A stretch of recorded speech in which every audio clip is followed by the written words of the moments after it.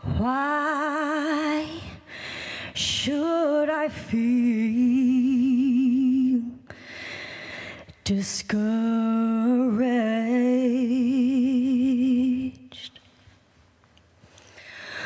Why should the shadows come?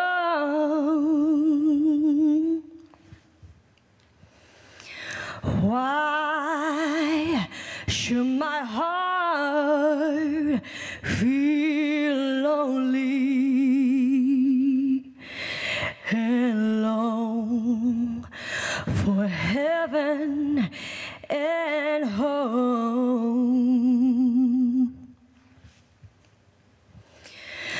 When Jesus is my portion, a constant friend is He. His eye is on the sparrow, and I know He watches me. I sing because I'm happy, and I sing because I'm free. His eye is on the sparrow, and I know He watches over me. His eye is on the sparrow, and I know He watches me.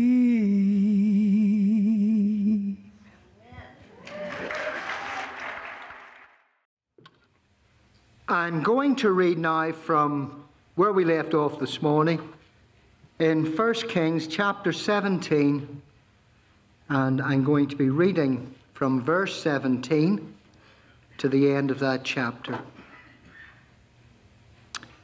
Some time later, the son of the woman who owned the house became ill. He grew worse and worse, and finally stopped breathing. She said to Elijah, "What do you have against me, man of God? Did you come to remind me of my sin and kill my son?" "Give me your son," Elijah replied. He took him from her arms, carried him to the upper room where he was staying, and laid him on his bed. Then he cried out to the Lord, "O Lord, my God, have you brought tragedy also upon this widow I am staying with by causing her son to die?" Then he stretched himself out on the boy 3 times and cried to the Lord, "O Lord, my God, let this boy's life return to him."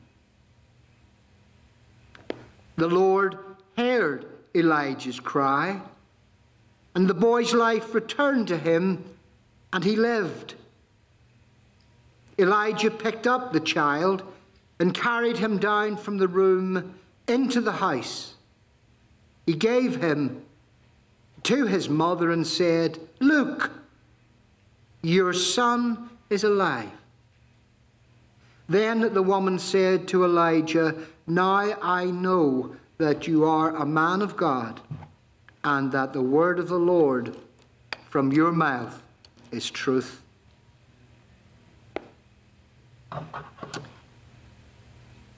Life is full of things that we could never have predicted. Some of them we bring on ourselves, quite frankly. Others simply strike us like bolts out of the blue. Some bring gratitude and joy. Others bring grief and brokenness.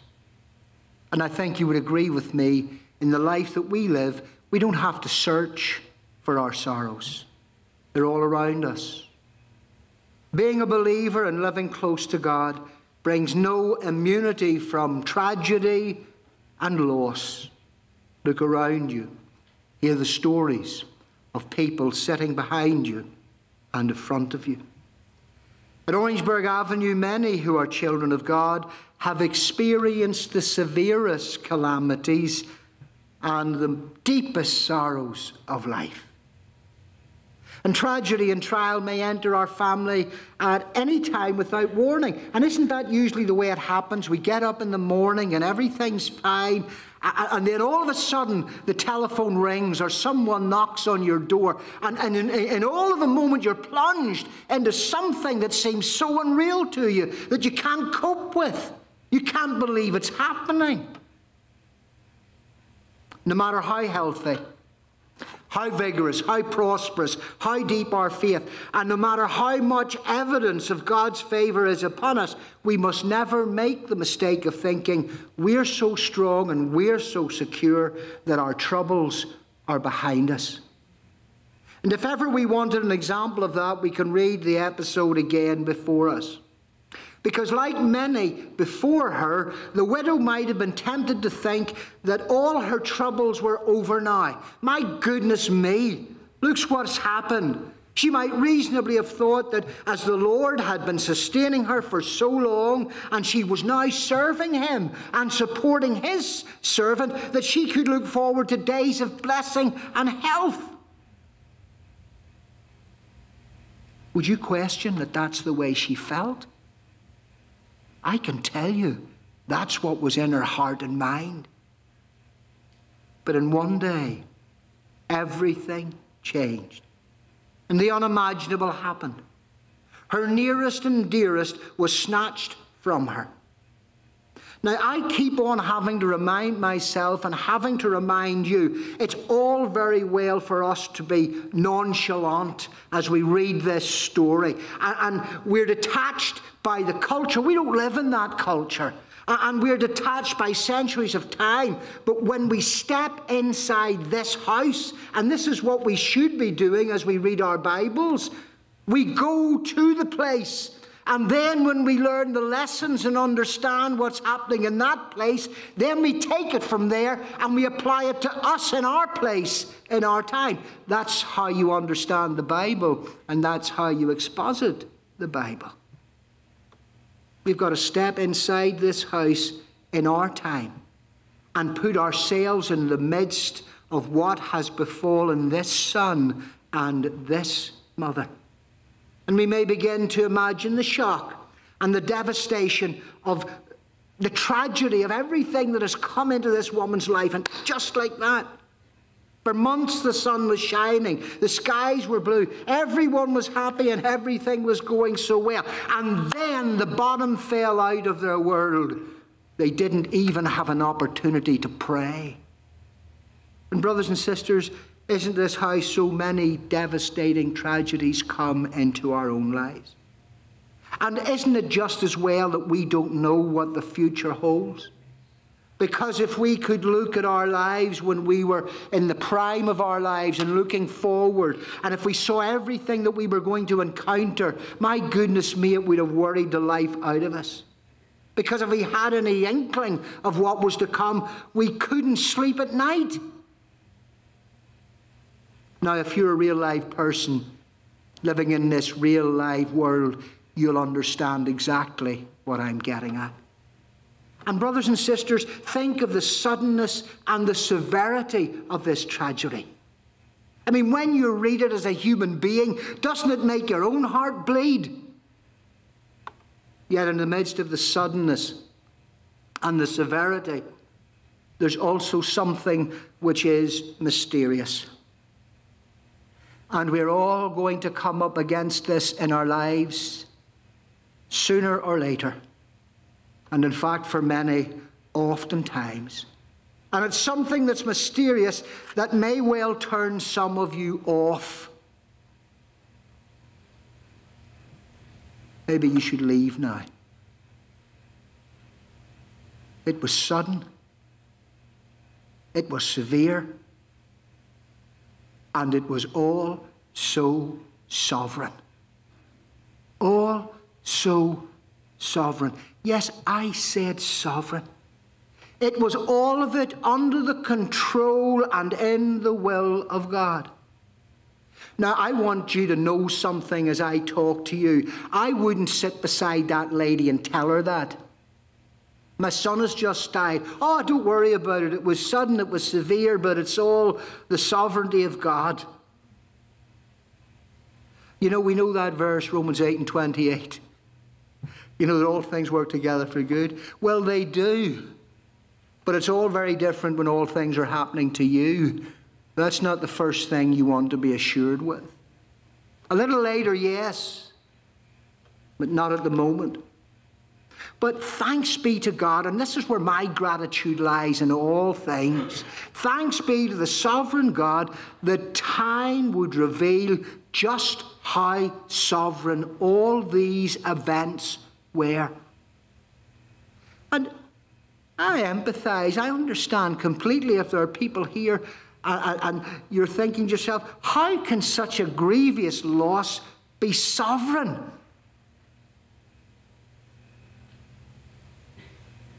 Look at verse 17, where it says simply, some time later. I'm not going to go into the language background there. I leave that to Ryan for tonight.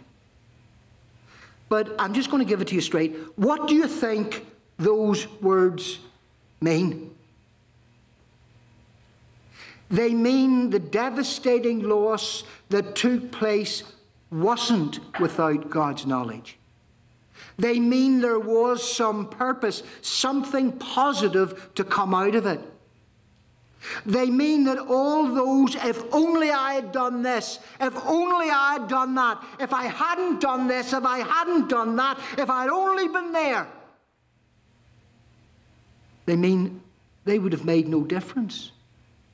They mean that God was at work here for the ultimate good of all concerned. And that's a harsh thing to say. But I can only see it, and it's easy for me to say it tonight because I've got the whole story before my eyes. But it was impossible for this mother to see that at the time of her son's death. And as I speak to 21st century real-life people, someone here may be in the midst of their most unimaginable, unbearable, soul-destroying tragedy. And all I can say to you at this particular moment is, don't look around. Don't look around and see all the problems and all the negative and all the lack of hope. Look up. Lift your eyes unto the hills from whence cometh your help. Because God is sovereign.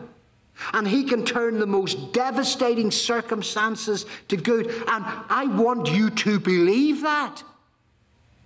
Because all of us, not just one time, but many times, will be engulfed with things that we did not ask for, nor did we want, nor even do we understand. And our human response is to look around and to be overwhelmed and overcome by everything that's around us.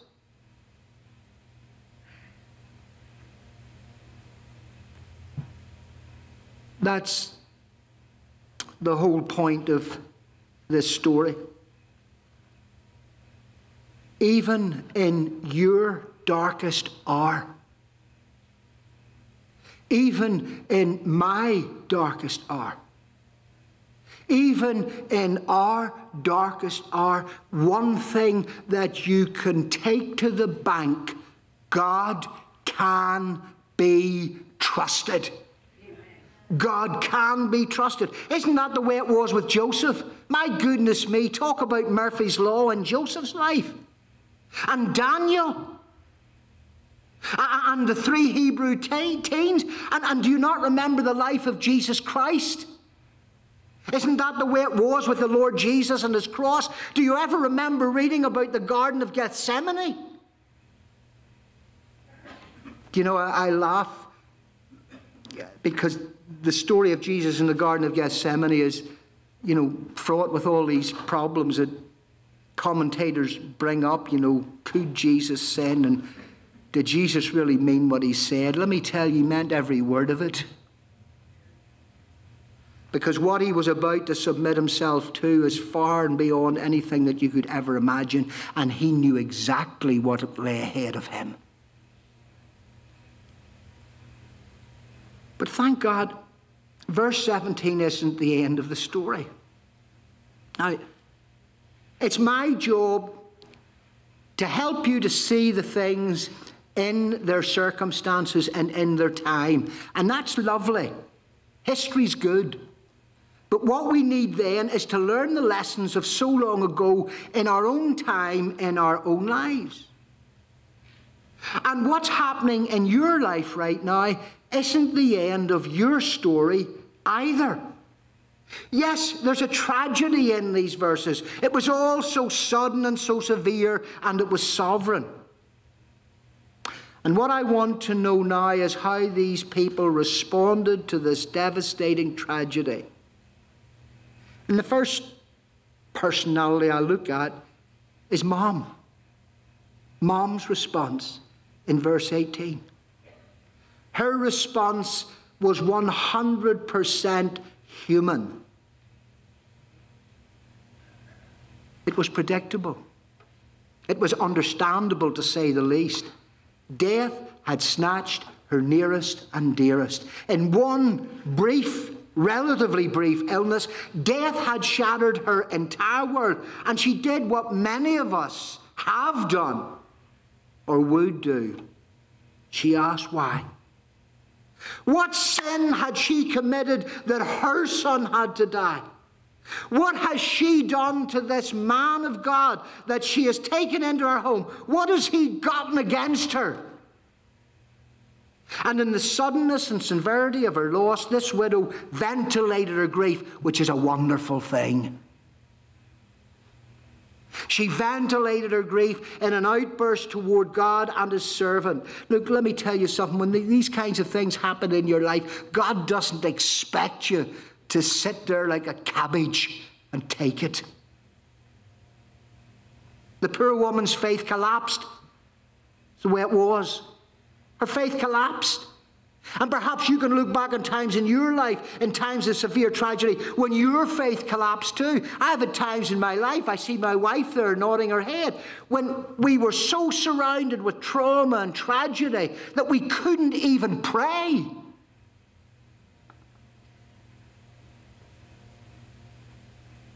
The poor woman's faith collapsed, and she was stunned with grief and bitter at her loss. And what I say as a pastor is, how could we fault her? A loved one is taken. A business fails. A relationship goes sour. A family is fractured. Where is God in all of this? Why did this happen to us, to me? How can it happen to us? And that's essentially how the bereaved widow responded. And it's often how we respond to tragedy when it breaks into our lives. We torment ourselves. We do. We torment ourselves and ask the question why. We scour our hearts and minds and soul. We do an internal kind of inventory for an answer. And you'll find that no answer is given. No answer is given. And the strange thing is, the longer we go on asking why, the longer we are held captive in our grief. Because sooner or later, we have to stop asking why and accept what has happened. And it's then, amazingly, that we begin to pick up the pieces and do what we can to go on. All the time we're asking why. We'll never know any relief or reprieve. That's how Mum responded. What about Elijah? How did he respond? And again, I want you to place yourself in his shoes. Remember, standing in front of Elijah is a shocked, confused, and righteously angry mother. And she's pointing the finger dead straight at Elijah and dead straight at God. Now, how does Elijah respond? How does faith operate in a real life crisis? Will verse 19 to 21 give us some kind of guidance? Elijah shares this woman's shock and grief. What has happened to the woman who took this man in, fed him, clothed him, sheltered him, and all the terrible time of evil against him? Imagine how he must have felt when he saw the child of the woman who had been so good to him lying dead. I've been in a situation like that on a number of occasions when someone has died. And I'm the only representative of God in the room. And then they start to turn on me. But it's understandable, isn't it? And it's not hard to bear. Imagine how he must have felt with that woman's dead son lying in front of him. Imagine how he must have felt when she turned her wrath and confusion on him.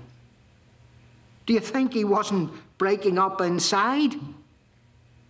This guy's a man. He's an ordinary man. He's a real human being. And of course he was. Of course he was.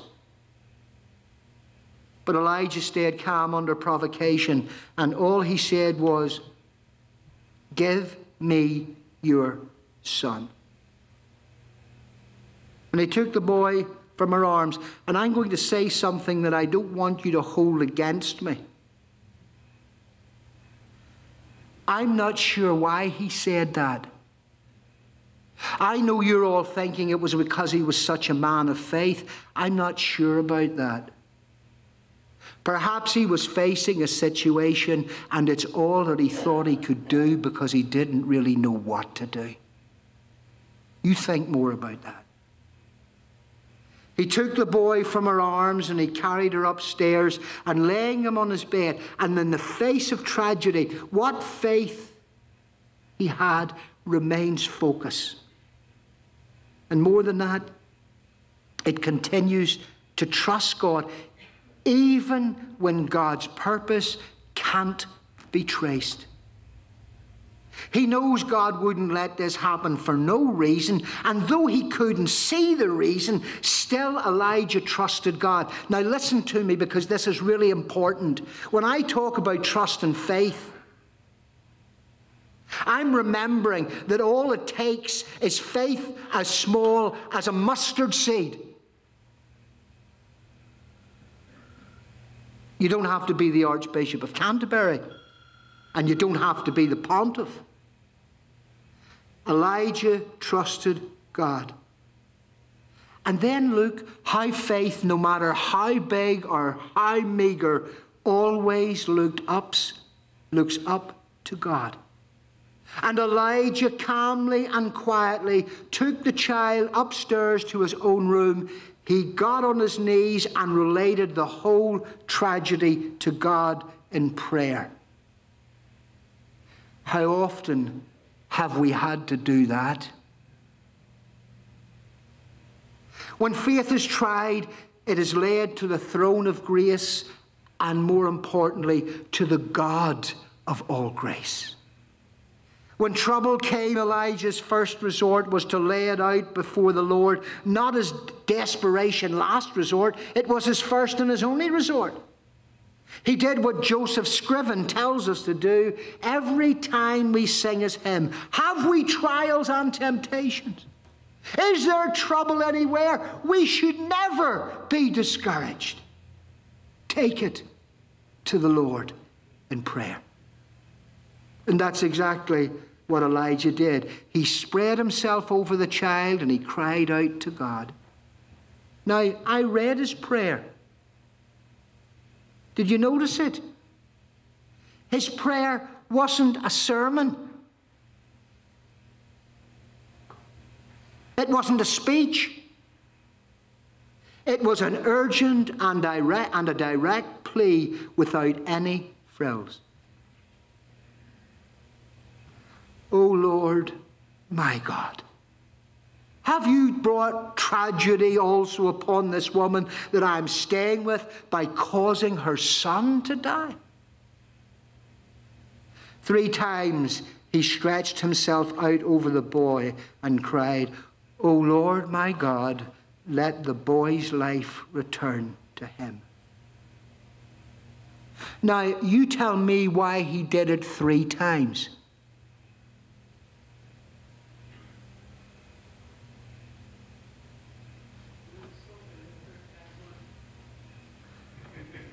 Well, I'll give you the answer.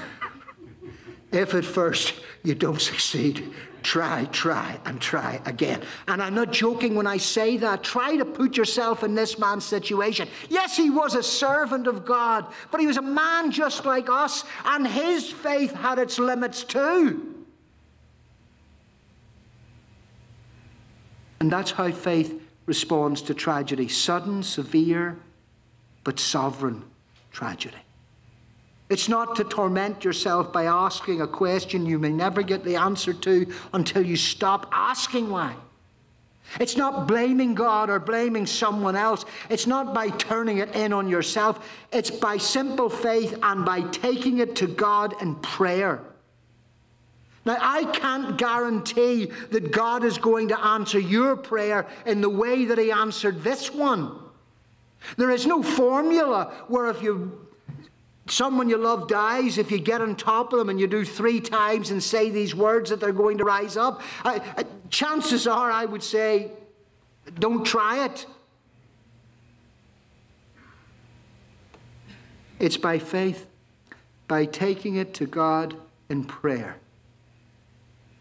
Thank goodness there's 2 more verses in the story.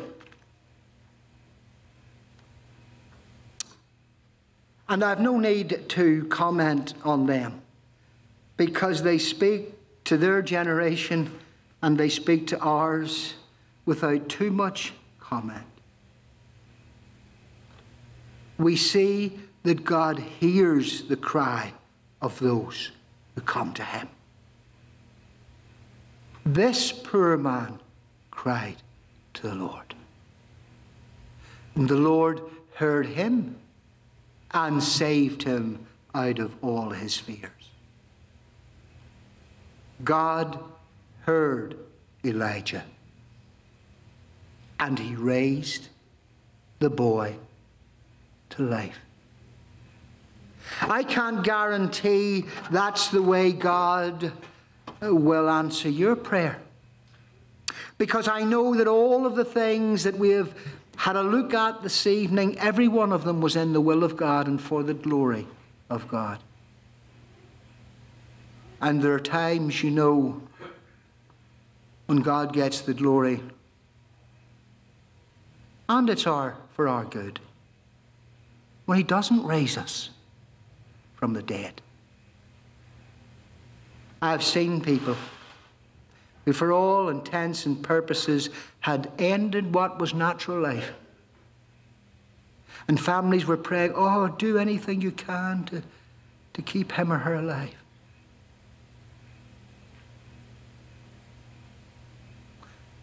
And sometimes they do, and they can. Is it a good thing? I leave that with God Almighty. But you could well be here this evening, and what's happening in your life seems like a rerun of Murphy's Law. I urge you, hang on to God. Cry out to him and trust him. Whatever happens, he'll be right there with you. And he can turn the most devastating things into a victory if we will stay calm and trust him.